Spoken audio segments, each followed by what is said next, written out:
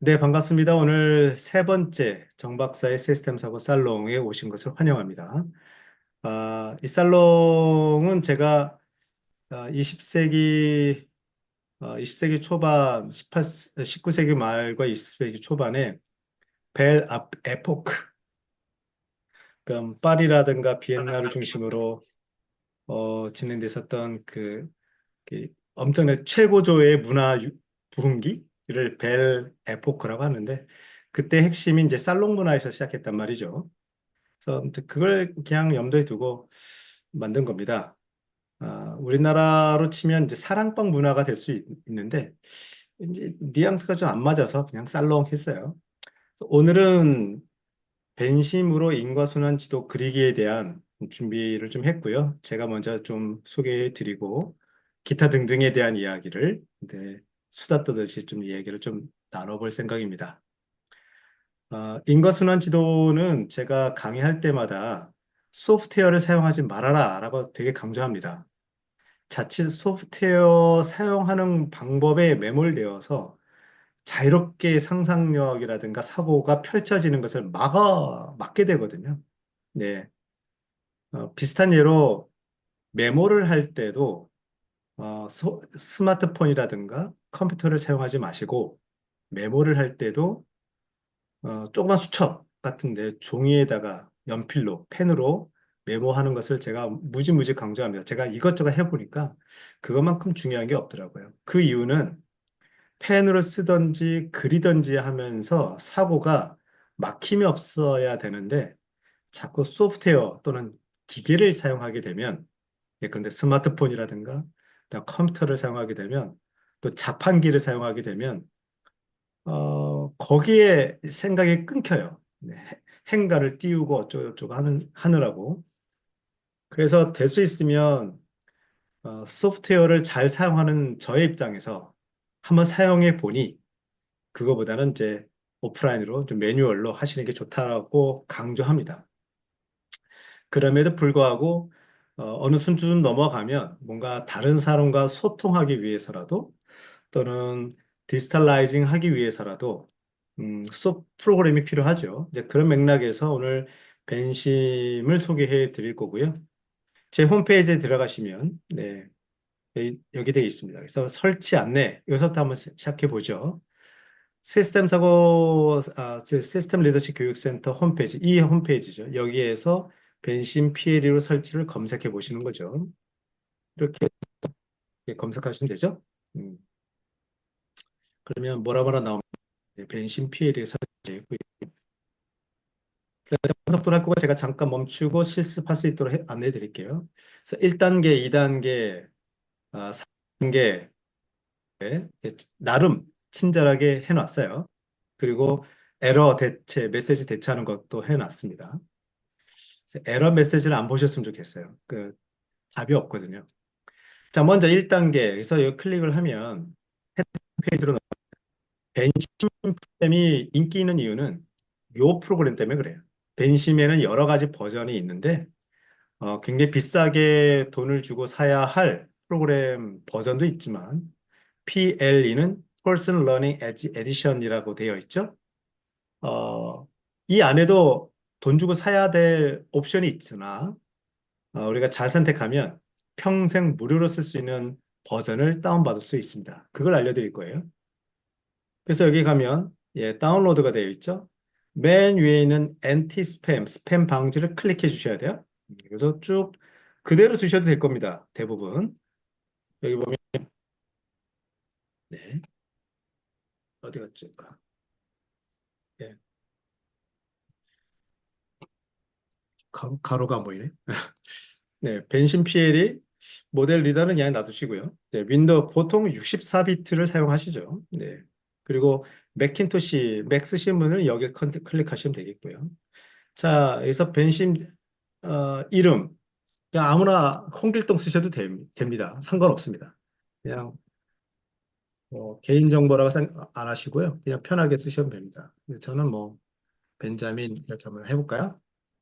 그다음에 중요한 것은 이메일입니다. 이메일로 설치 링크가 날아갑니다. 그래서 이것은 정확하게 쓰셔야 돼요. 근데 각자 한번 써보시죠. 각자 거. 저는 뭐 네이버 메일로 한번 해서 똑같이 해서 복사하시면 되겠죠. 예, 다시 컨펌 해주는 거니까.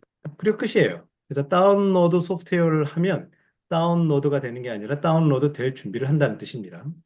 클릭을 하면 이렇게 나왔어요. 땡큐 나오죠. 즉, 당신 신청해줘서 고맙고 당신 등록한 이메일로 뭔가 갔을 거야 라는 거예요. 만약에 안 갔으면 이것저것 다른 옵션을 확인해 봐라 라는 건데요. 제가 한번 해볼까요? 자, 어디 보면 네, 뭐 왔네요. 네, 여기서 왔습니다. 보니까 네. Thank you for your interest 블라블라 되어 있고요. 네. 그냥 라이센스에 대한 내용 되어 있고 쭉쭉 내려가시면 뭔가 긴 링크가 있네요. 자, you can download the software by clicking the following link죠. 그래서 이거를 클릭하시면 됩니다. 그래서 클릭하면 뭔가 네, 뜰 거예요. 네. 보시나요? 다운되는 게 보이시죠? 저도 기존에 PLE 프로그램이 있었는데 아예 삭제 여러분과 설치된 것을 경험하고 있습니다. 설치되는 중이면 중지를 해보죠. 네, 그러면 보시는 것처럼 다운로드가 성공 잘 됐죠. 그래서 이 PL이 exe5, 셋업 파일을 클릭을 해보죠. 그러면 어, 설치가 될 텐데 여기서 조심해야 될 것은 2단계 할 때 3단계? 예, 3단계. 여기서 이거죠. 이거 나름 친절해서 있군요. 네. 네, 쭉 요겁니다. 요거. 5단계. 여기서 자칫 다른 걸 선택하시면 어, 6개월 지나서 아마 만료가 될 거예요. 그래서 가운데 거 설치를 해야 영원히 쓸 수 있습니다. 공짜로. 네. 자, 이렇게 돼 있죠. 그래서 설치 화면이네요. 네. 그러면 I accept 하시면 되고 next 눌러서 여기서 바로 이거죠. 기본값이 맨 첫 번째로 되어 있는데 이걸 선택하지 마시고 두 번째 걸로. 두 번째 게 아카데믹 버전으로 사용하시라. 한다면 그 뭐 상업용으로 쓰지 않는다는 한에서 무제한 쓸 수 있다는 얘기예요. 두 번째 거를 선택하셔야 돼요. 그래서 넥스트 하시면 되고 여기서 그냥 편하게 아무거나 벤자민 뭐 하시든지 홍길동 하시든지 본인이 이름 뭐 하셔도 됩니다. 자, 네, 됐고요. 넥스트 끝이에요. 그래서 그냥 쭉쭉 넘어가면 됩니다. 네.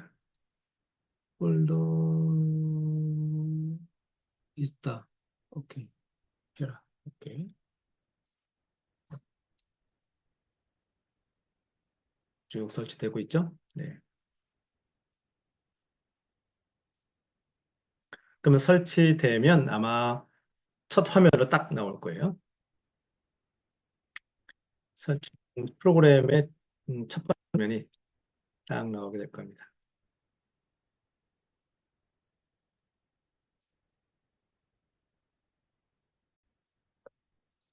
자, 그래서 마지막 단계까지 마치시면 마지막에 이제 그 설치하겠습니까? 그러면 자동으로 런칭, 그냥 띄워지게 됩니다라고 나올 거예요. 그래서 이렇게 아, 나오게 됩니다. 이게 PLE의 무료 버전의 인터페이스죠. 여기서 다 사용하는 게 아니고 아주 몇 개만 사용합니다. 근데 이 PLE 버전이 왜 많이 사용하냐면 실제 컴퓨터 시뮬레이션, 그러니까 시스템 다이내믹스의 꽃이라고 할 수 있는 컴퓨터 모델링을 이 PLE 버전에서도 굉장히 많이 할 수 있어요. 굉장히 다양한 기능들이 무료로 되어 있습니다. 그래서 웬만한 연구자들도 그냥 교수급 뭐 연구자들도 웬만한 프로젝트는 다 PLE로 할 수 있을 정도예요. 교육은 물론. 네. 그런 기능까지 되시기를 기원합니다. 자, 여기서, 어, 사실 벤심을 처음 사용해봤던 이렇게 인터페이스가 많이 바뀌었거든요. 그래서 옛날 버전을 사용했던 저 같은 사람들은 되게 낯설어요. 그래서 죄송합니다만, 이제 올드 버전을 사용했던 저의 습관을 따라줄 수밖에 없을 텐데, 여기 툴에 가시면, 아니다, 모델, 없으신가? 어, 그게 또 빠졌네. 역시 그 사이에 또, 역시 제가 여러분을 따라서 다시 설치하기를 잘한 것 같네요. 그러면 이대로 한번 해볼까요? 되도록. 이 폰트 문제가 좀 생길 것 같아서 약간 걱정이 좀 되는데, 해볼까요? 여기 좌측 상단에 보시면 자물쇠가 보입니다. 보이나요? 아, 혹시 안 보이면 자물쇠라든가 AS 뭐 이런 요 메뉴들이 안 보인다면 일단 다시 한번 보여드릴게요. 아, 예, 요 메뉴들이요. 요 메뉴들이 안 보이는 경우는 문서를 새로 열지 않은 상태입니다. 그럴 때는 아주 간단합니다. 어떻게 하냐면 어디 보자. 주석 달기 어디 있어? 오케이. 네. 어디 갔어? 주석 달기에서 오케이. 그래서 파일 열어서 뉴 모델을 클릭하시면 되거나 아니면 여기에 Create a New 모델 하시면 됩니다. 그러면 이 모델이 보이게 돼요. 여기서 우리가 사용할 메뉴는 어, 요 A입니다. A. S가 아니에요. A예요. 네. A를 많이 사용할 것이고 당연히 화살표를 사용하겠죠. 네. 그리고 어, 인터페이스가 저랑 많이 좀 달라서 커멘트가 어디 갔나? 이게 커멘트인가? 아마 이거 같은데. 한번 좀 해보도록 할게요. 음, 제가 좀 당황하고 있습니다. 예, 인터페이스가 많이 달라져가지고. 자, 아마 이거는 코멘트 에디터.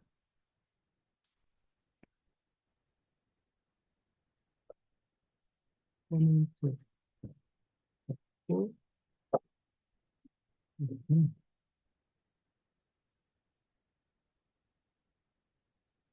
음, 좀 많이 떴다 사라졌다 그러네.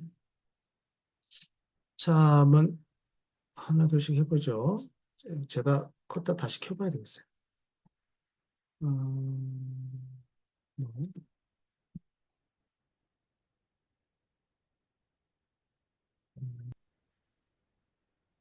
네, 반갑습니다. 네, 그래서, 어, 화면에서 우리가 다시 돌아왔죠?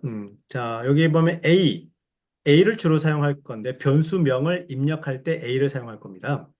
S는 스탁을 의미를 해요. 그래서 스탁 플로우 다이어그램, 모델링을 할 때 S를 사용하는 것이지, 우리 커저 룹 다이어그램, 인과순환 지도에서는 S를 사용하는 것을 제가, 음, 아, 권고하지 않습니다. 왜냐하면 S를 한번 직접 해보죠.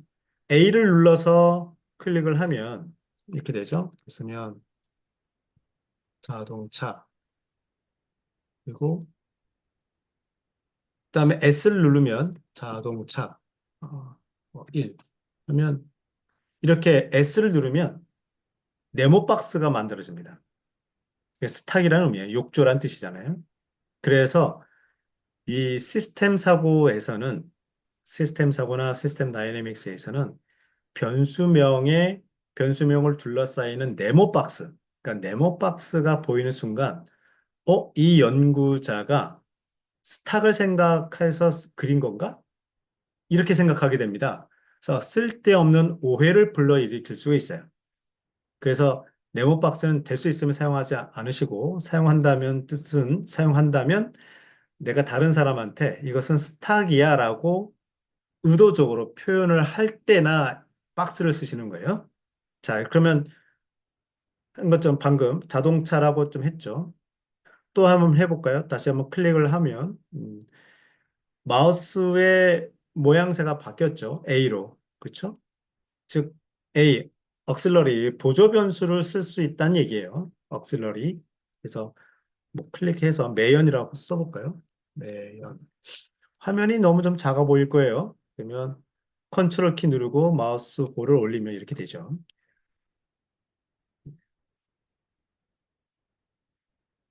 자, 현재 마우스의 상태를 보셔야 돼요. 마우스의 상태는 화살표에다가 그쵸? A라고 표시되어 있습니다. 마우스의 모양을 보세요. 이게 왜냐면 어떤 메뉴를 선택하냐에 따라서 마우스의 모양이 달라집니다. 예를 들면 자물쇠를 클릭하니까 마우스는 그대로 됐죠. 그다음에 여기 자물쇠 두 번 이거 화살표를 해볼까요? 여기 화살표를 클릭하는 순간 어떠세요? 마우스의 모양이 화살표가 생겼잖아요. 그죠? 그래서 마우스의 이 마우스 모양가 지금 무엇은 어떤 행동을 할 수 있다라는 것을 보여주고 있는 거예요. 이제는 화살표를 그려볼 거예요. 여기 자동차와 매연, 자동차가 많아져 많아질수록 매연이 많이 생긴다. 뭐 그런 논리로 이어보도록 해보죠. 그러면 화살표를 클릭해야 돼요. 그러면 이런 모양새가 됐죠. 그러면 되게 어렵습니다. 잘 따라보세요. 자동차에서 매연으로 화살표가 넘어가야 돼요. 그러면 자동차 안에서 클릭을 하고요. 클릭을 하고 마우스에서 손가락을 뗀 채 이동합니다. 손가락을 뗀 채 이동하고 다시 다른 변수 안에서 근데 안에서 다시 마우스를 클릭하시면 돼요. 되게 어렵죠? 자, 한번 해보세요. 네, 여기에 보면 동그라미가 보일 겁니다. 이 동그라미는 이 벤심을 사용할 때 자주 만나시게 되는데 이 이름은 핸들이라고 그래요. 자동차의 핸들처럼 이 자동차를 움직이게 하는 조타수 영향을 그런 기능을 한다. 그런 뜻이에요. 이걸 클릭하면 예, 커지고 줄어들고 합니다. 네. 그러니까 요거를 기준으로 네모 박스가 구역이 설정되어 있다 보시면 돼요. 그러니까 클릭하는 순간 지금 이 자동차란 변수의 둘 공간에 저 네모 박스 보이시죠? 파란색에 그 정도의 스페이스가 얘가 잡아먹고 있는 거예요. 그래서 화살표가 자동차에서 시작한다 하더라도 자동차의 마지막 차, 아에서 시작하는 게 아니라 저 네모 박스에서 시작하는 거예요. 화살표가. 예. 매연도 매연이란 글자 안에로 끝나는 게 아니라 매연 바깥에 있는 파란색 공간. 그게 다 매연이라는 변수가 잡아먹고 있는 공간입니다. 그래서 이거 적당하게 이것을 줄이셔야 할 거예요. 안 그러면 어떤 일이 벌어지냐면, 자, 화살표를 클릭해 볼게요. 이제 있는 것처럼.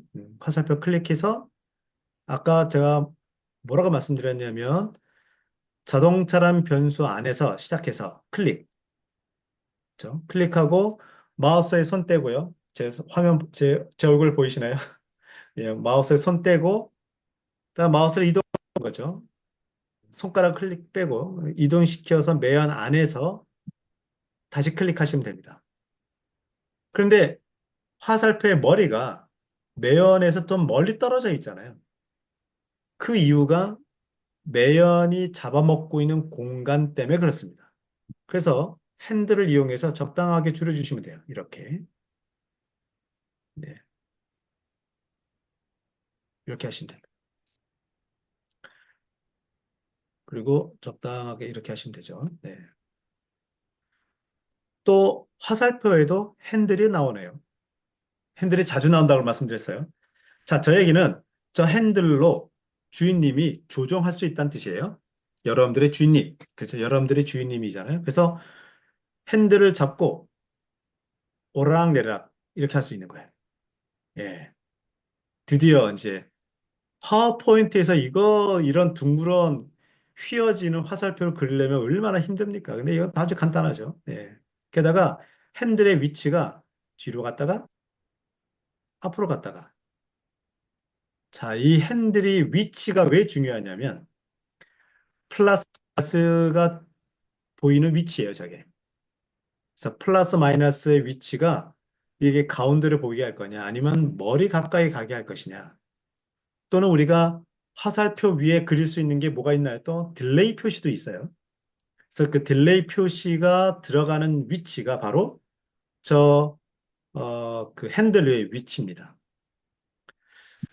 그러면 플러스 마이너스, 방금 제가 말씀드린 거, 플러스 마이너스의 표시라든가 딜레이 표시를 어떻게 하느냐.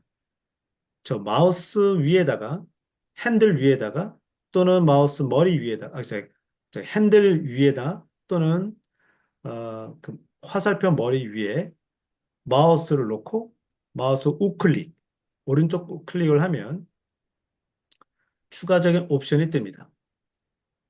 이렇게 뜨죠. 네. 야, 이것도 좀 달라졌네. 네. 그럼 여기 보면 컬러가 나오네요. 색깔도 바꿀 수 있어요. 일단 라인 스타일도 나오네요. 곱게도 할 수 있어요. 네. 또는 다트도 할 수도 있고요. 뭐 다양하게 할 수 있네요. 기본값을 해봅시다. 그다음에 폴라리티. 폴라리티가 극성을 얘기합니다. 극성. 남극, 북극 하는 것처럼 극성. 그래서 클릭을 하면 네, 다양한 극성이 있네요. 플러스 마이너스 S와 O 이런 쌍도 가능해요. same direction, opposite direction. 근데 저는 사용하지 말라고 이제 권고합니다. 플러스 마이너스로만 주로 하시기를 바래요. S하고 O를 하는 순간 좀 개념이 헷갈릴 수가 좀 있어서 Y, N, U 이런 다양하게 있다고 하는데 그건 거의 안 씁니다. 80% 정도가 플러스 마이너스를 이용하고요. S와 O를 사용하는 경우도 가끔 있어요. 이건 옛날 사람들이 SO를 쓰신 분이 있는데 S와 O를 쓰면 문제가 생긴다는 논문이 생길 정도로 좀 자제를 요, 요구하고 있어요. 그래서 될 수 있으면 플러스 마이너스. 그래서 자동차가 많아질수록 매연이 많아진다라는 논리라고 한다면 플러스가 되겠죠. 그래서 아이고 플러스가 되겠고 그다음에 폰트 여기서는 바꿀 수가 없네요. 폰트를 여러분도 마찬가지인가요? 선택이 안 될 겁니다. 네, 그렇죠? 이게 상위 버전에서는 폰트를 바꿀 수 있어요. 근데 안 되죠? 오케이. 그다음에 포지션이 또 선택할 수 있을까요? 포지션이 말이 좀 되어 있는데 볼까요? 첫 번째, arrow head. 화살표 머리 위에다 할 거냐라는 거고요. arrow head on the inside of the arrow curve. 자, 클릭을 하면 화살표 머리 위인데 인사이드래. 뭔 소리야? 해볼까요? 여기 보니까 이렇게 됩니다. 즉, 화살표 둥그런 호를 만드는데 그 안쪽으로 할 거냐, 바깥으로 할 거냐, 그 얘기예요. 그러면 바깥으로 한다면 에러 헤드인데 세 번째겠네요. 아웃사이드로 한다면 이렇게 되겠죠. 바깥으로 되고요. 그럼 다 이게 좋은 거 아니냐? 이게 단점이 있어요. 그러니까 화살표 머리 위에 플러스 마이너스를 하게 됐을 때 어떤 단점이냐면 이런 식인 거예요. 예컨대 매연이 많아지는 경우 자동차, 공장, 뭐 공장, 아, 공장이 아니라 오토바이로 해보자고. 네. 자, 그래서 오토바이. 오토바이도 많아져 많아질수록 오토바이? 네, 오토바이. 예. 오토바이도 많아져 많아질수록 매연이 많아질 거 아니에요. 그렇죠? 그래, 이렇게 했고 그다음에 이런 식으로 딱 칩시다. 그럼 여기에서 다시 극성 플러스라는 표시를 똑같이 아이고 플러스 극성 플러스 에러헤드 아- 아웃사이드로 하게 되면 이렇게 겹치게 되잖아요. 자칫하면 이게 거의 겹치는 경우도 있습니다. 이런 식으로 볼까요? 거의 가까워지죠. 그래서 하필이면 플러스 플러스이긴 한데 플러스 마이너스인 경우도 있는데 이게 또 겹쳐서 오버랩 되는 경우도 있어요. 그래서 그는 이제 연구자, 이걸 그리는 사람의 선택입니다. 예, 개인 취향인데 저는 화살표 머리보다는 그 핸들에 하는 것을 저는 더 선호해요. 그래서 클릭을 해서 핸들 on the inside, 핸들 outside, inside 핸들의 바깥쪽입니까? 핸들의 안쪽입니까? 안쪽입니까? 바깥쪽입니까? 이렇게 되네요. 그러면 이렇게 되는 거죠. 뭐가 달라? 핸들을 바꿀 수 있잖아요. 이렇게. 됐죠? 음, 핸들을 바꿀 수 있잖아요. 이렇게. 핸들의 위치를 바꿀 수가 있으니까 훨씬 자유도가 커지죠. 내가 그릴 수 있는 자유도가 커지죠. 이것도 마찬가지로 핸들의 위치를 위에다가 아웃사이드로 해볼까요? 네, 이렇게 해서 적당, 필요하면 너무 가까이 있는 것이 보기 싫다 그러면 안쪽으로 배치하거나 이러셔도 되겠죠. 네, 네. 이렇게 되죠.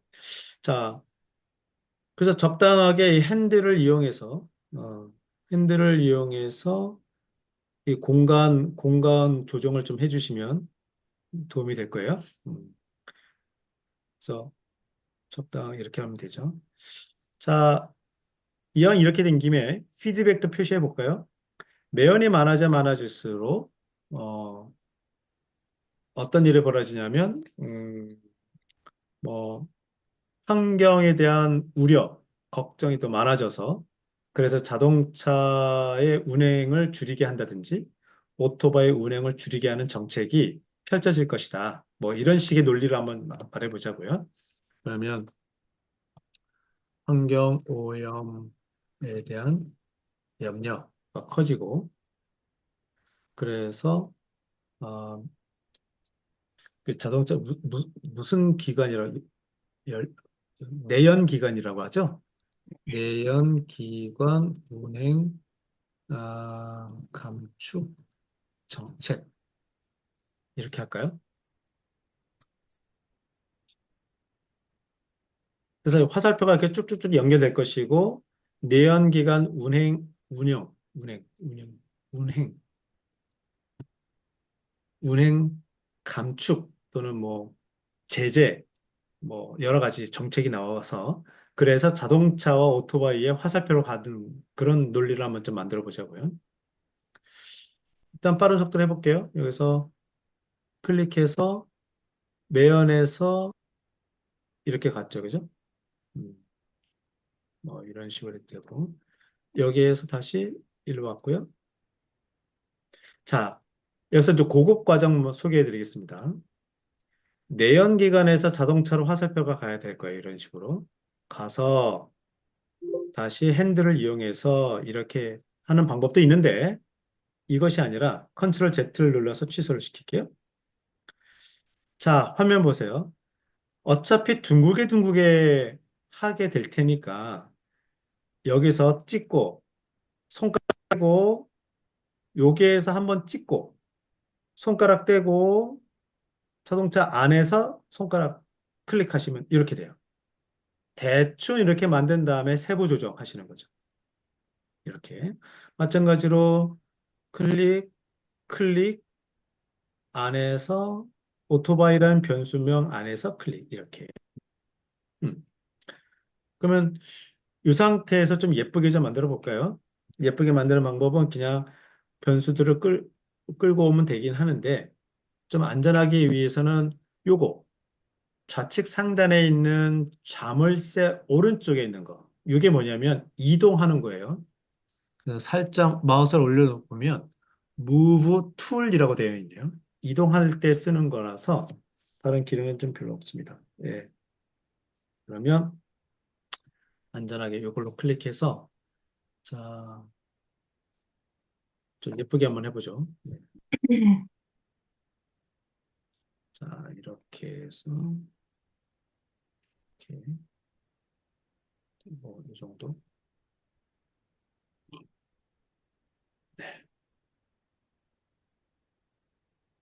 대충 예쁜가요? 네. 자, 그러면 예쁘게 만드는 방법, 고급 기술 또 소개해 드릴게요. 자, 이 상태에서 매연, 환경 오염에 대한 염려, 내연기관의 운행 정책. 이게 위에서 아래로 쭉 일렬로 정렬되는 듯한 느낌이잖아요. 그래서 아싸리 그냥 일렬로 잘 정돈되게 한번 해봅시다. 그러면 매연 클릭하고 Shift 누른 상태에서 또 다른 변수, Shift 누른 상태에서 계속 세 가지를 선택할 수 있습니다. 이렇게. 또는 이런 식으로 마우스를 이렇게 선택할 수가 있어요. 예? 그렇죠? 두 가지입니다. Shift 누른 상태에서 원하는 변수를 클릭. 그래서 세 가지를 선택하시거나 또는 이렇게 아마 이게 될 거예요. 예, 이렇게 해서 세 가지 변수를 선택한 다음에 상단 메뉴를 보면 레이아웃이 있습니다. 그러면 horizontal spacing 또는 vertical spacing 되어 있죠. vertical, horizon, vertical 하면 됐나? 아, 이게 안 되는가? 이게 아마 이 스페이스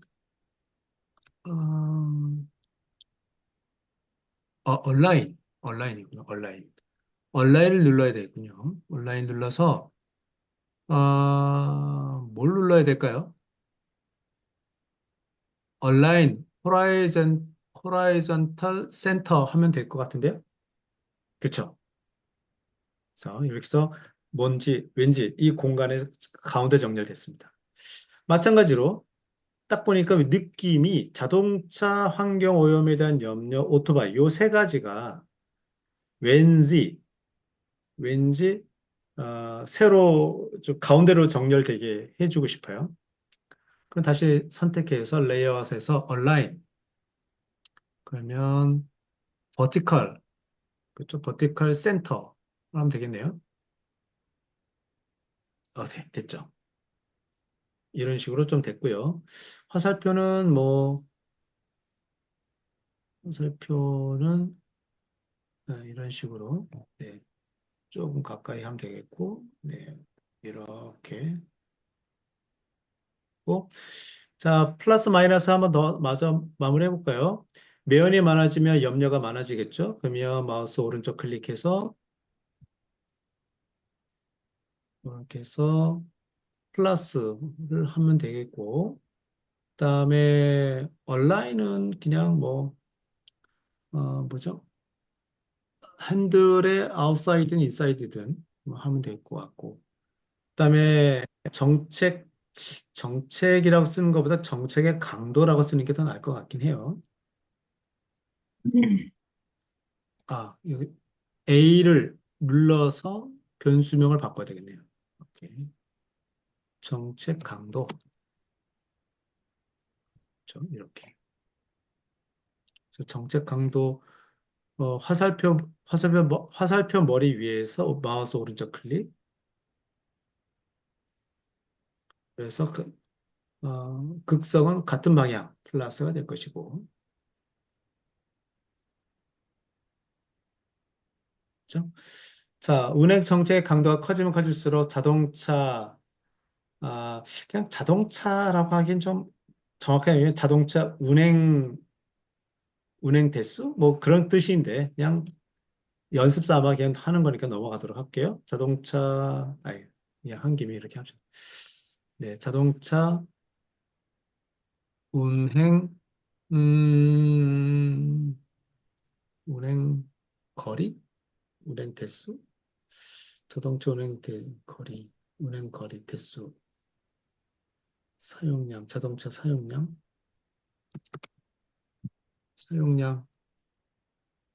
운행 거리, 운행 거리, 오토바이 운행 거리,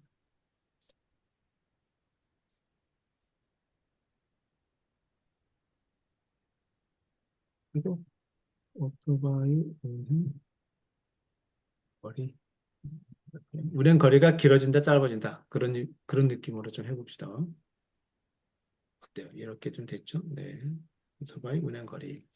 자동차의 운행 거리도 이런 식으로 하니까 스페이스를 줄이니까 지가 알아서, 자기가 알아서 두 줄로 되는데 좀 더 컴팩트하게 되고 그러죠?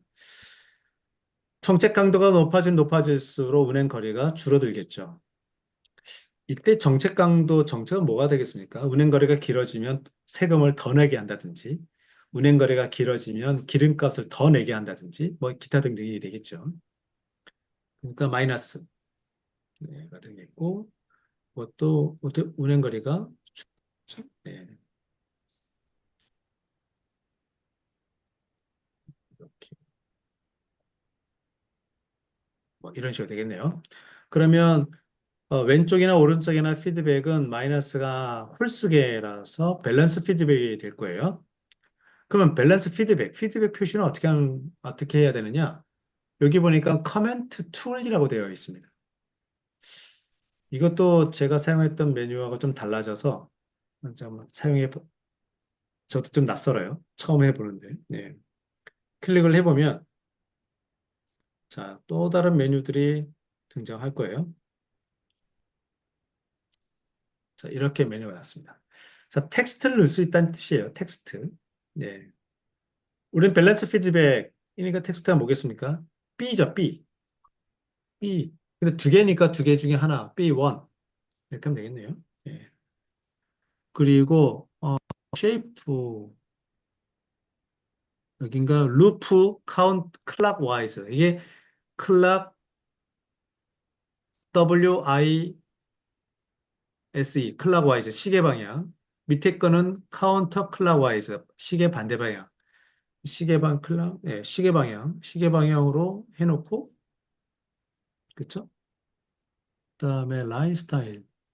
아하, 솔리드로 해놓고, 라인 두께, 이 돌아가는 화살표의 두께를 어떻게 할 거냐? 그냥 디폴트로 해놓죠. 이 상태에서 클로즈 하면 어떤 일을 벌일까요? 네. 그리고 이런, 네, 이러한, 이러한 피드백 표시가 되어 있죠. 겁나게 크네요. 예. 이 큰 거를, 이게 이동 버튼을 이용해서 큰 거를 보면, 여기도 보니까 핸들이 있습니다. 핸들을 줄이면, 와, 줄어지네요. 줄어집니다. 그래서 적당하게 이동시키면 되겠네요. 이렇게. 자, 현재 밸런스 1이라는 피드백 표시가 선택된 상태입니다. 여기서 장난 한번 쳐볼게요. 어떻게 하냐? 이 상태에서 컨트롤 C, 컨트롤 V 하는 거예요. 컨트롤 C, 컨트롤 V 하면 주인님 복사 어떻게 하실 거예요? 야, 리플리케 해. 그냥 복제하면 달라진 게 없어 보이지만 예, 달라진 게 있네요. 복제가 됐어요. 그죠? 그대로 이렇게 하면 되겠네요. 그런데 좀 껄쩍지근해요. 두 가지가 수정해야 되겠죠. 밸런스 1이 아니라 밸런스 2로 해야 될 것이고, 돌아가는 방향이 시계 방향이 아니라 반시계 방향으로 해야 되겠네요. 그럼 마우스 오른쪽 클릭. 그러면 마우스 오른쪽 클릭을 하든지 그냥 더블 클릭하시면 될 거예요. 아마 더블 클릭해 볼까요, 이번엔? 더블 클릭하면 안 되나? 아, 마우스 오른쪽 클릭해야 되는군요. 네, 이렇게 됐죠? 자, 그래서 텍스트를 바꾸는 거죠. 밸런스 하고 클락와이즈가 아니라 카운터 클락와이즈로 하고 클로즈 하면 이렇게 되죠. 네, 완성됐습니다. 자, 이 상태에서 좀 더 예쁘게 좀 해볼까요? 이 쉬프트를 누른 상태에서 요놈이 좀 가지런히 좀 하게 하고 싶다. 그러니까 vertically, 그러니까 세로로 좀 가운데 오게끔 하고 싶다. 레이아웃을 눌러서 얼라인해서 vertical center로 이렇게 됐네요. 네, 됐습니다.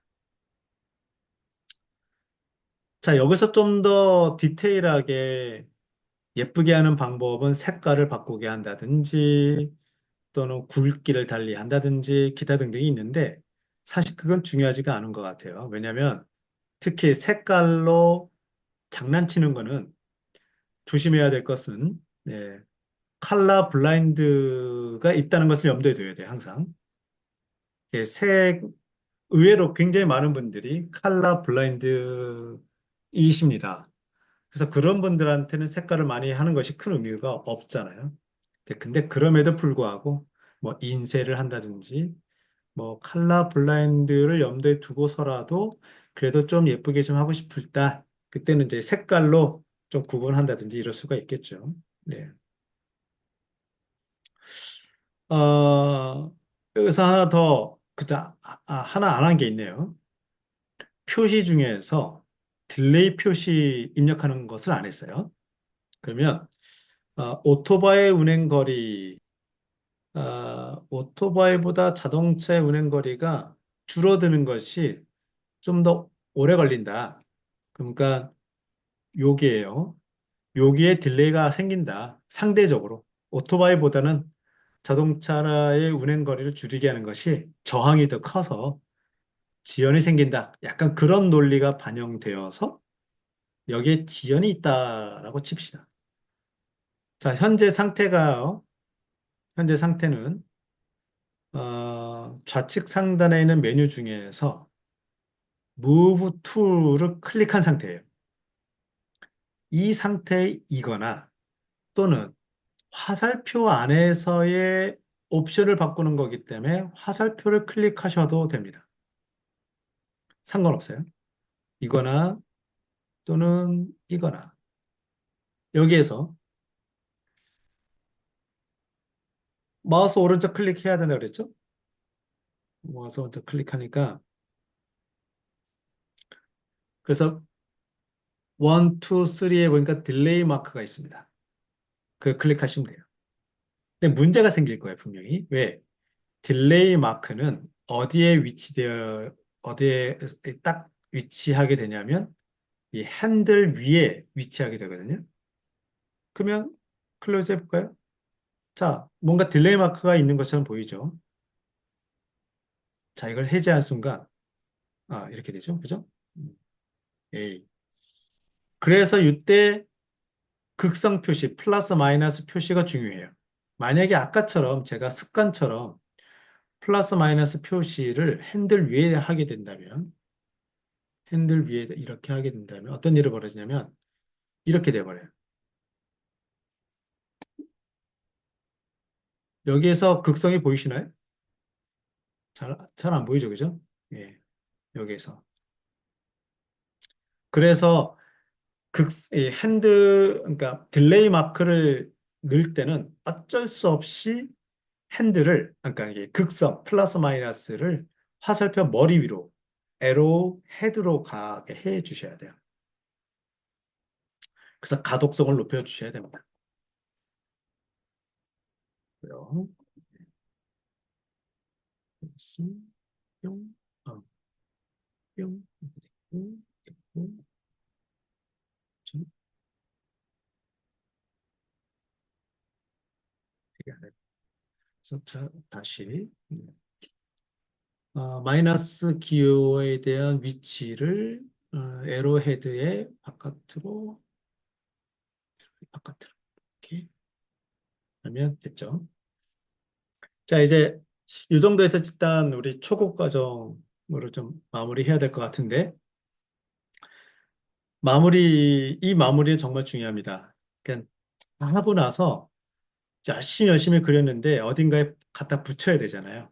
아래 한글이라든가 파워포인트라든가 또는 이미지로 뭔가 복사를 해야 되는데 여기에 이놈의 핸들이 이 인과순환 지도 작성할 때는 굉장히 큰 도움을 준 메뉴인데 이걸 그대로 방치하면 모양이 안 예뻐요. 핸들을 없애줘야 돼요. 그래서 아주 간단합니다. 저기 자물쇠를 채우시면 돼요. 자물쇠 클릭해 보시면 핸들이 사라져요. 이렇게. 요거 하나 버튼 누르는 걸 까먹은 상태에서 핸들이 있는 상태에서 그걸 복사해서 어딘가 붙이시는 분들이 꽤 많아요. 안타까워 죽겠어요. 예. 저 핸들만 누르면 되는데, 자물쇠만 누르면 되는데. 자, 이 상태에서 쭉 그러니까 이렇게 선택한 다음에 컨트롤 C 눌러서 아래 한글에 한번 갖다 붙여볼까요, 한번?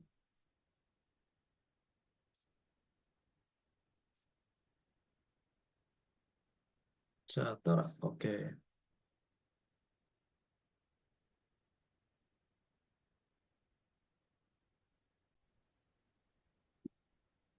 자, 그래서 이 상태 선택을 하고, 그렇죠? 이렇게 선택하고 컨트롤 C 눌러서 아래 한글 붙여놓기 한번 해볼까요? 예, 이렇게 해서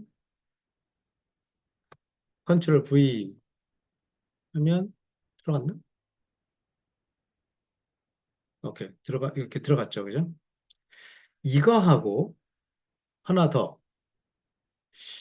이거를 그러니까 이미지로 캡처하는 방법은 방금처럼 쭉 선택해서 컨트롤 C 하는 경우도 있는데 보통은 어떻게 합니까? 화면 캡처를 하잖아요.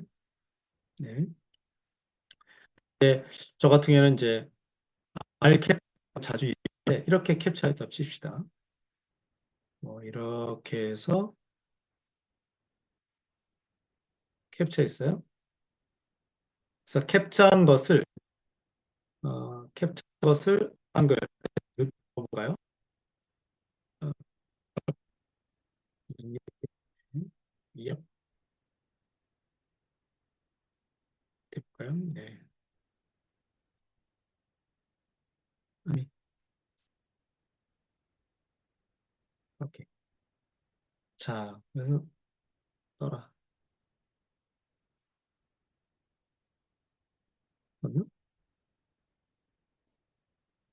맞죠? 네. 지금 두 개가 좀 들어가 있어요. 또 두 개. 음, 위 거를 줄일까? 줄이면 올라갈려나? 아, 네. 이 차이가 있습니다. 이 차이를 이해하시면, 음, 뭐 거의 이미지에 대해서는 뭐 완벽하게 될 것 같아요. 차이는 똑같아 보이지만, 이걸 마구마구 확대시키면 깨져요. 둘 중에 하나가. 어떤 게 깨질까요? 이거 한번 엄청 크게, 이렇게 더 크게 해볼까? 이게 첫 번째 거예요. 이거랑 두 번째 거 해서 확대시킨 경우 똑같나? 똑같네. 똑같네. 아씨 아니었는데 기술이 좋아져서 그런가 보네요. 예. 이론적으로는 그래요.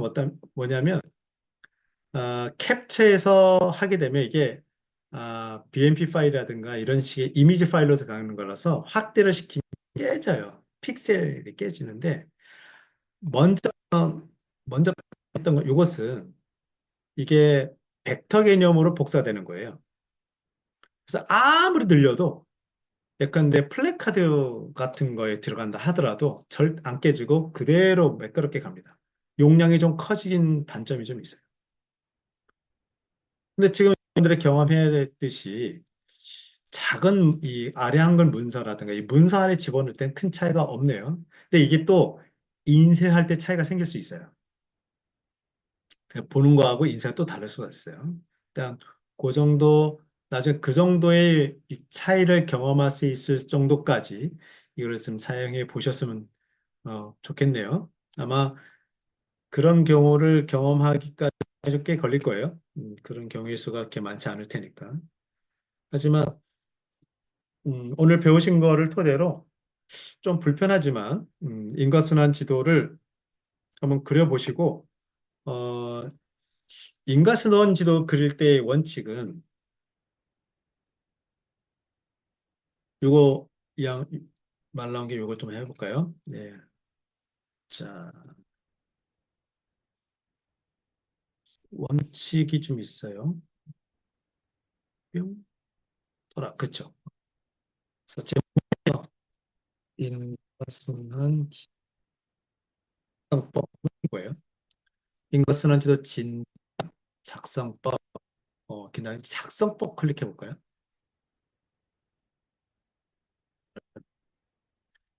표기법, 뭐 이거는 이제 종이에다 그려도 그러니까 종이에다 그리든 펜심을 이용하든 뭐 어떤 것을 이용하든지 간에 인과순환 지도 그리는 작성할 때 이게 주시면 작성법을 소개해 드린 건데 여기 피드백 그리기 팁이 있습니다. 이거 클릭하면 넘어가죠.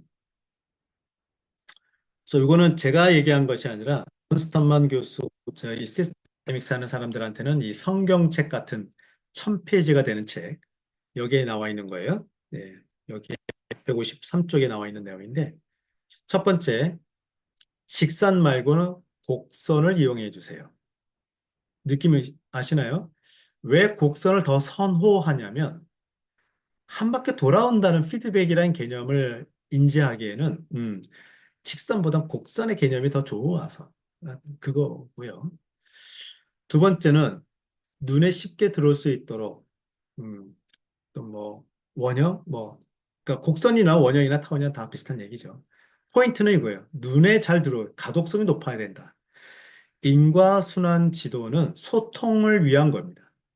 나만의 만족도를 높이는 것이 아니라 소통을 높이는 거예요. 그래서 다른 사람이 보기에 한눈에 잘 들어올 수 있도록 그래야 돼요.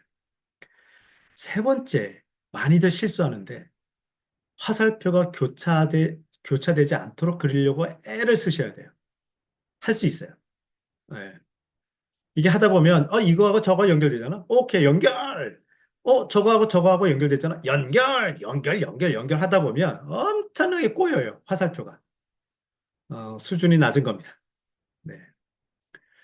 네 번째, 기호를 추가하지 마십시오. 예컨대 우리 논리의 흐름들을 보면 뭐 다이아몬드, 뭐 다이아몬드는 판단을 위한 뭐 이 단계다, 뭐 이런 식으로 해서 다이아몬드를 넣고 특히 이제 종이에다가 변수명을 쓰실 때 사람들이 습관적으로 동그라미를 많이 그려요. 동그라미. 동그라미 그리고 그 안에다 변수명 쓰고 동그라미 그리고 변수명 쓰고 또 중요하다고 강조하려고 네모를 그리고 네모에다가 변수명 쓰고 뭐 이런단 말이죠. 근데 그런 기호는 함부로 쓰는 게 아니에요. 아카데믹하게는 여기에 이런 좀 섬뜩한 표현이 있습니다. 어, 차트 쓰레기라는 표현, 예, 차트 깨비지라는 표현이 있더라고요. 너무나 다양한 이 기호를 쓰는 바람에 오히려 쓰레기처럼 느껴지는 거예요. 왜? 이 학술적으로 이 언어기 때문에 이 하나하나는 의미가 있는 거예요. 바꿔 말하면 의미가 있는 걸로 사람들한테 전달이 됩니다. 그러면 이거를 보는 사람 입장에서는 이게 무슨 의미일까라고 생각하게 돼요. 별 의미 없이 썼는데 사실은 강조한 건데 사람들은 왜 하필이면 동그라미 있고, 왜 하필이면 네모로 했는지, 왜 하필이면 육각형으로 했고 삼각형으로 했는지를 사람들은 궁금해 하거든요. 예, 쓸데없잖아요. 그죠? 예. 그래서 기호는 함부로 추가하는 것이 아니다. 예. 그 다섯 번째, 반복해서 수정하시라는 얘기는, 어, 약간 미학의 경지예요. 예. 내가 보일 때도 만족스럽게 예뻐야 되고, 다른 사람이 볼 때도 가독성이 높여야 되기 때문에, 가독성을 높인다는 차원에서 예쁘게 그리십시오. 그러기 위해서 여러 번 계속 수정하세요. 뭐 그런 거예요. 예, 요런 얘기 좀 마저 말씀드리고, 오늘 인과순환 지도 작성하는 거 소프트웨어인 벤심을 이용해서 작성하는 것을 좀 소개해 드렸는데, 음, 다음 시간에는 꼭 다음 시간이라는 게 다음 주가 아니라 다음 기회에는 이 스텔라 무료 소프트웨어를 사용해서 그리는 방법을 소개해 드리고 싶네요. 근데 단점은 있어요. 스텔라는 사용할 수 있는 변수의 숫자가 제한되어 있습니다. 그래서 좀 한계가 좀 있어요. 그래서 이래저래, 무료 버전으로 충분하게 경험할 수가 있게 하려면 이 벤심만큼 좋은 게 또 없어요. 현재까지는. 근데 오늘 제 경험해 본 바에 의하면, 폰트 때문에 좀 되게 번거롭네요. 다른 방법이 있는지 한번 제가 좀 알아보도록 하겠습니다.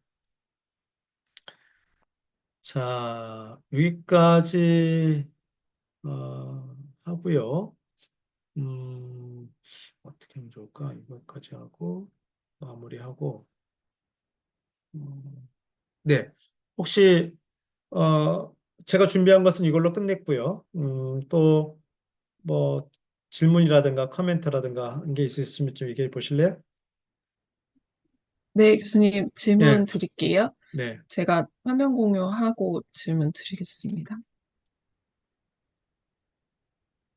일단은 그 매번 바꿔주는 문제가 처음에는 있었는데, 이 음. 바탕화면에서 우클릭을 한 다음에 이 디폴트를 체크 풀고 여기에서 이제 아, 바꿨더니 그 다음에는 그게 안 떠요.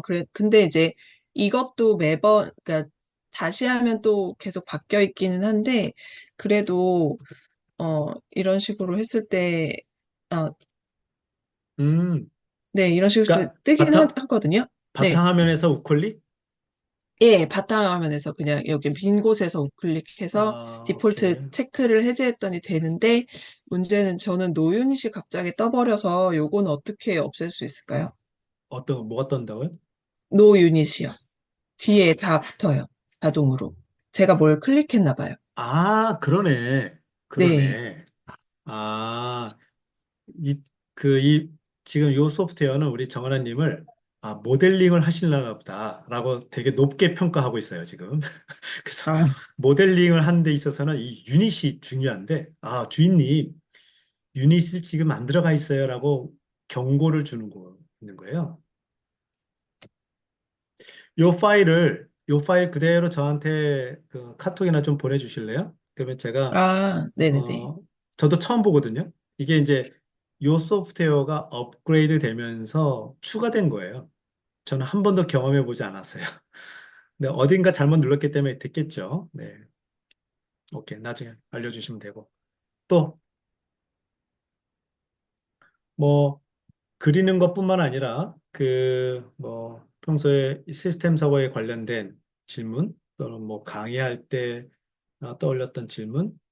어제도 제가 그 서울시 그 서울 중부교육지원청에 가서 강의했었잖아요. 끝나고 나서 그냥 막 듣다가 막 질문도 하셔가지고 제가 도움 드린 것 같아요. 네. 다음 주에는 벌써 3회차를 끝나시는 분이 계셔가지고 성함이 누구셨더라? 네. 신봉경 선생님, 그분이 누구시죠? 오일영 선생님. 오일영 선생님. 맞아요. 고혜령 선생님. 네. 그래서 늦게 시작했지만, 네. 3회차를 가장 먼저 하시는 분이라면서요. 네. 그래서 막 떨려요. 뭐 그런 얘기 하시고. 자, 또 뭐 궁금한 거라든가 코멘트라든가 질문이 있나요? 어, 저 그 수업 관련해서 여쭤보고 싶었던 게 선생님들 그 모여서 이야기를 할 때도 한번 선생님들한테도 질문을 드렸었어요.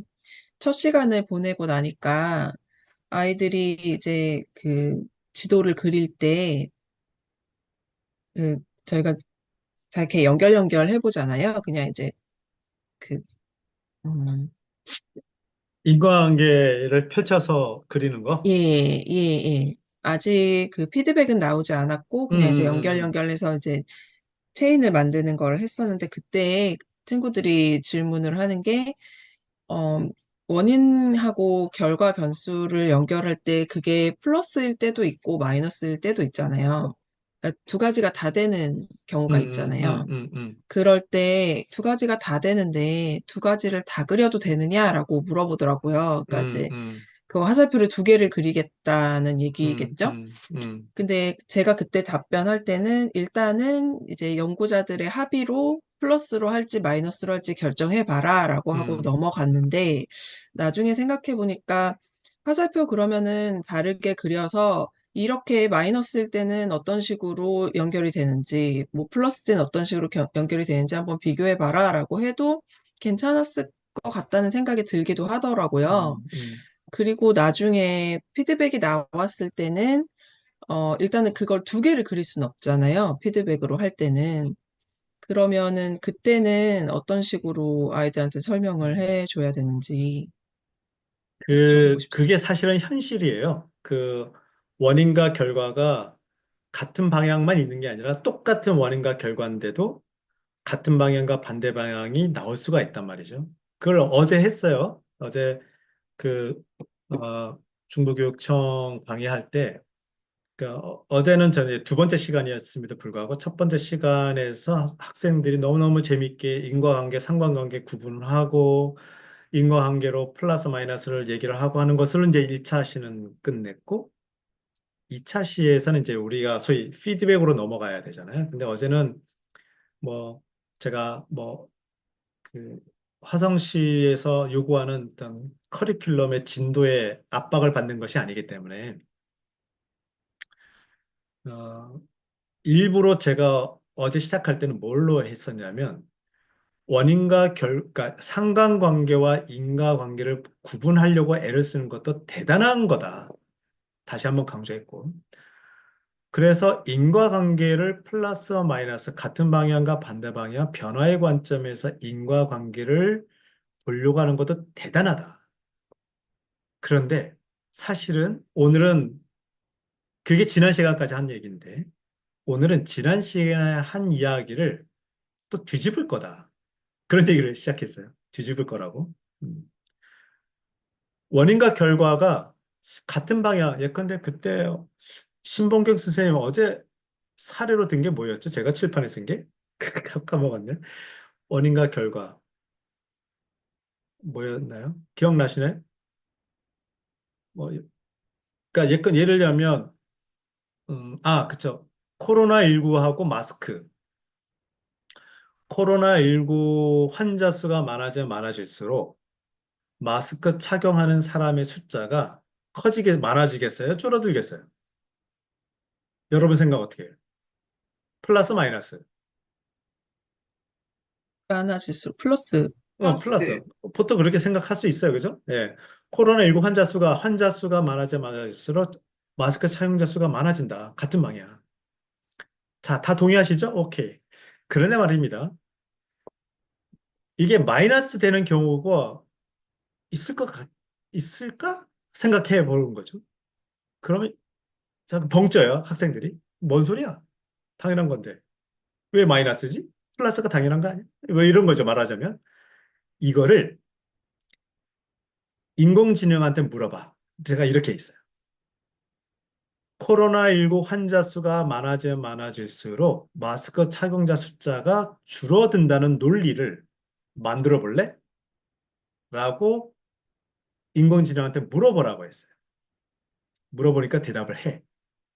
아, 그래서 그 논리 중에 어떤 게 있냐면 환자 수가 많아질수록 외출을 안 한다는 거예요. 외출을 안 하니까 마스크 착용자 숫자가 늘어나겠어요? 줄어들겠어요? 줄어들잖아. 그쵸? 그러니까 이것도 가능한 거예요. 그러니까 여기서 이제 정은아 님이 질문한 거에 대한 그 대답으로 두 가지 시사점이 있는데 첫 번째는 일단 얼핏 봐도 플러스인 경우, 마이너스인 경우가 공존하는 것 같아. 라고 하고 있는 것도 있어요. 그죠? 그런 경우는 100% 경로가 추가가 됩니다. 플러스 있을 때, 오케이. 근데 마이너스 있을 수도 있어. 그렇지? 아, 그럴 때는 어디를 거쳐서 갈 거야. 그래서 경로가 추가될 거야. 그게 뭔지 한번 생각해 볼래? 이러면 생각을 더 발전시킬 수 있을 거예요. 두 번째 시사점. 방금 제가 얘기한 거. 코로나19 환자 수와 마스크 착용자 숫자가 당연히 같은 방향이라고 생각했음에도 불구하고 얼마든지 다른 논리로 이게 반대 방향이라고 얘기할 수 있다는 거예요. 쉽지는 않지만 여기에서 인공지능의 도움을 받으면 발견할 수가 있습니다. 그래서 이 두 번째 시사점이 뭐냐면 같은 방향의 인과관계가 고정된 것이 아니라 이거예요. 얼마든지 다른 논리가 가능하다. 얼마든지 다른 인과관계가 가능하다라는 가능성을 열어둬야 된다는 거예요. 이게 그래서 제가 첫 번째 시간에서 인과관계, 상관관계 막 해서 괴와 신기해고와 새로운 성찰하고 새로운 이 배움이 있었는데 두 번째 시간에서 그거를 다시 한번 뒤집는다는 얘기는 그 자체도 의심해 봐라는 얘기예요. 의심. 그래서 에포케가 다시 나올 수 있는 거죠. 예.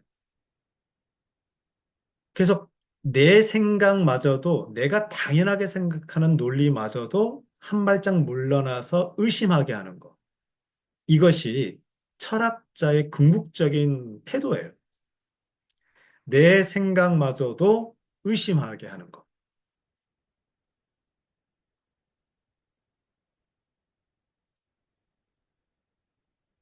그래서 제가 요 멘트들은 작년까지는 거의 안 했어요. 근데 작년 말부터 이런저런 저도 생각이 좀 이것도 하다 보면 생각이 깊어지고 그러면서 이 철학적 사유에 대한 책과 방송 이걸 이제 듣다 보니까 저도 역시 생각이 더 깊어진 거거든요. 그러니까 작년까지만 해도 이런 강의안이 없었어요. 이제 올해가 추가된 거라고 보시면 돼요. 네. 근데 그러다 보니까 그러니까 시스템 사고는 이게 시스템 사고가 목적이 되어서는 안 된다라는 믿음을 더 확고히 가지게 됐어요. 다시 말씀드립니다. 저는 시스템 사고와 결혼한 사람이라 치고 평생 동안 시스템 사고, 시스템 다이내믹스 할 사람이에요. 저는 할 거예요. 그만큼 매력이 있으니까. 하지만 저 역시 마찬가지인데 시스템 다이내믹스 시스템 사고는 그 자체가 목적이 되어서는 안 된다. 제가 강의 시작할 때 비슷한 뉘앙스로 얘기하는 게 있죠.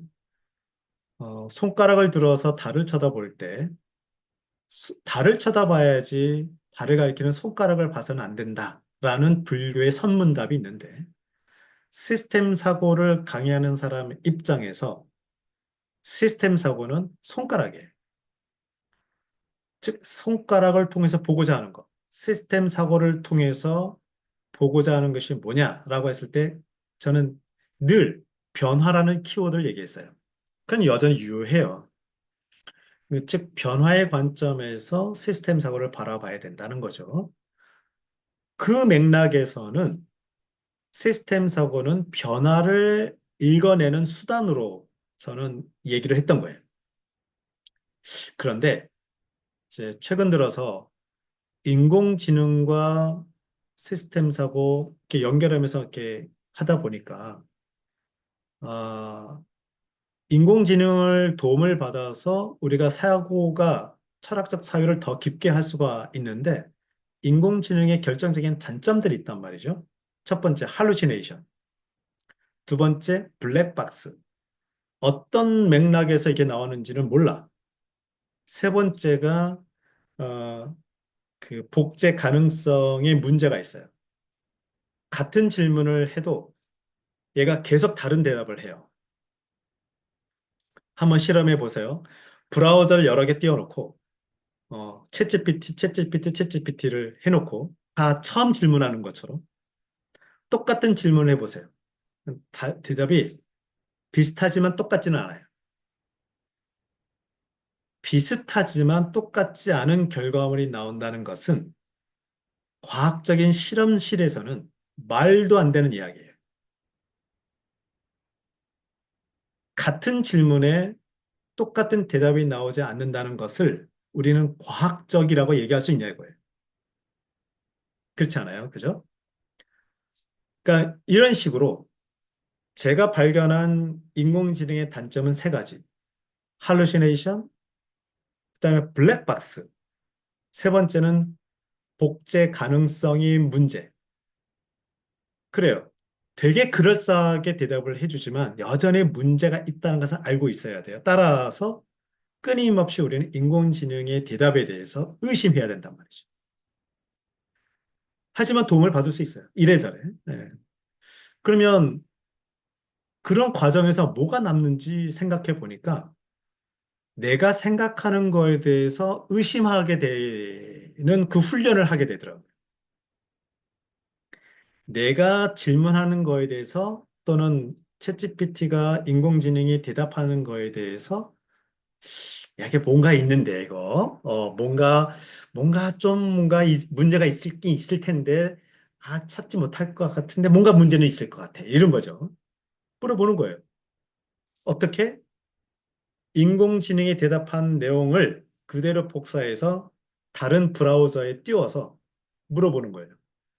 야, 다른 인공지능이 이런 대답을 했는데 이거에 대한 반론을 제시해봐. 또는 인공지능의 대답에 대해서 여기에서의 모순을 한번 좀 얘기해봐. 뭐 이런 식인 거예요. 대답해요. 이런 거죠. 따라서 여기서 남는 게 뭐냐면 이런 활동을 통해서 남는 것이 뭐냐면 정답이 아닐 수 있다는 거예요. 따라서 의심할 수 있다는 거예요. 한 발짝 더 나가면 의심하는 자유가 있어야 되는구나. 이거예요. 이 의심의 자유. 이게 칸트가 얘기하는 거예요. 알고 보니까. 이, 어, 그, 순수 이성의 비판이라는 책에서 그런 이야기가 나와요. 자기의 생각에, 자기의 판단에 대한 의심하는 이것이 필요하다. 즉, 철학의 기본 자세예요. 근데 이런 것이 최근에 현상학이라는 철학에서는 에포케라는 말을 아주 적시합니다. 에포케 해야 된다고. 그래서 에포케가 그리스 철학에서 다시 나타나고 있어요. 예. 그러면서 현상학이라는 철학에서는 에포케 도구로, 즉 의심할 수 있는 방법론으로 괄호치기를 해요. 예. 그래서 나의 생각에 대한 근거를 가로로 쳐봐라. 그것이 잘못되면 논리가 틀릴 거다. 뭐 이런 얘기인 거예요. 말하자면. 이런 식으로 시스템 사고로, 그러니까 이 인공지능을 도움을 받아서 시스템 사고를 하려고 하다 보니까 철학적 사고 훈련이 되는 거예요. 즉, 철학적 사고 의심하는 훈련. 근데 그냥 대놓고 의심하라면 하면 좀 막막하잖아요. 근데 인과관계가 뭐지? 이게 우리한테는 중요하단 말이에요. 근데 그것에 대해서 인공지능의 도움을 받아봐. 그런데 그것마저도 의심해 봐야 돼. 내가 생각하는 인과관계, 내가 생각하는 맞다고 하는 논리도 의심해 봐야 돼. 의심할 수 있어? 뭐 이런 거죠. 이런 훈련이 자연스럽게 되는 거예요. 그래서 인공지능하고 시스템 사고가 결합하기 때문에 오히려 궁합이 더 잘 맞는다. 철학적 사유를 하기 위한 궁합, 최고의 궁합이다. 그런 생각이 드는 거죠.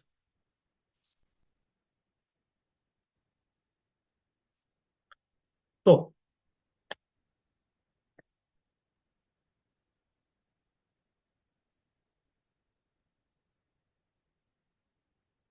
없나요? 그럼 오늘 여기까지. 안녕. 예, 다음에 봬요. 예, 감사합니다. 예. 감사합니다. 감사합니다.